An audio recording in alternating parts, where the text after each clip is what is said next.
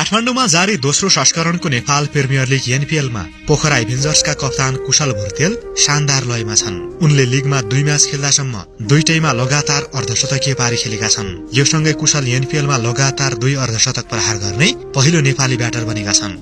उनले यो उपलब्धि शुक्रबार सुदूरपश्चिम रोयल्स विरुद्धको खेलमा 53 रनको पारी खेल्दै हासिल गरेका हुन्। त्यसक्रममा कुशलले 4 छक्का र 4 चौका प्रहार गरे।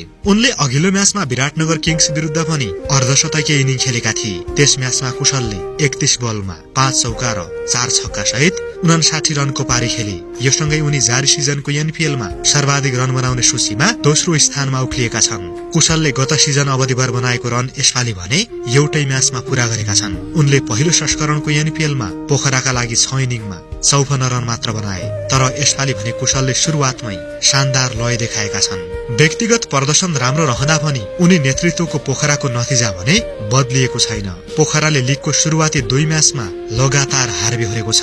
उसले अब तेस्रो खेलमा बिहीबार जनकपुर बोल्ट्सको सामना गर्नेछ। उक्त म्याच खेल्नु अघि लामो ग्याप भएकाले पोखरा यसबीचमा कडा अभ्यास गर्दै शानदार पुनरागमन गर्ने योजनामा छ। आगामी दिनमा पनि नेपाली खेलकुद र खेलाडीसँग सम्बन्धित अपडेटका लागि कृपया नेपाली क्रिकेट टिम पेजलाई फलो गर्न पनि नबिर्सिनुहोला। धन्यवाद।